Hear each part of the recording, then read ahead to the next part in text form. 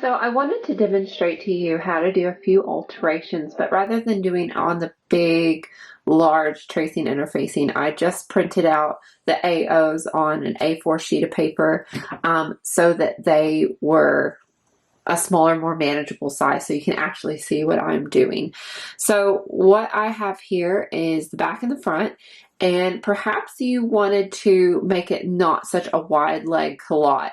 And that is very possible to do. So one thing that you could do is just simply draw a Y shape. So you're going to draw a Y right up to the middle of your bum area, and then kind of come out here to these corners, but leave a hinge when you cut. So this is essentially what it would look like once you cut it. And so if you just wanted to do a little bit of an overlap, just go ahead and only cut those parts and then tape that down. But here you can see I've cut a few more pieces, so then I could gently overlap those, and then you can tape those down and then overlap these here.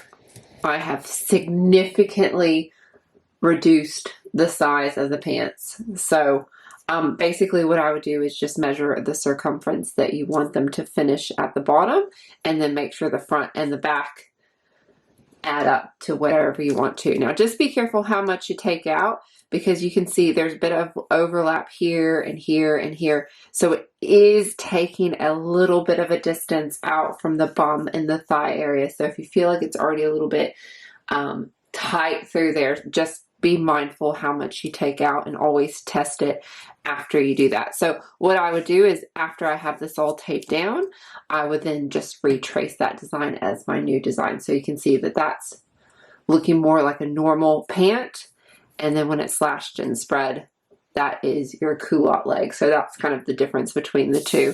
And then you would just do the same here to your front, cut up to the middle, come out to the edges, and then reduce the width here.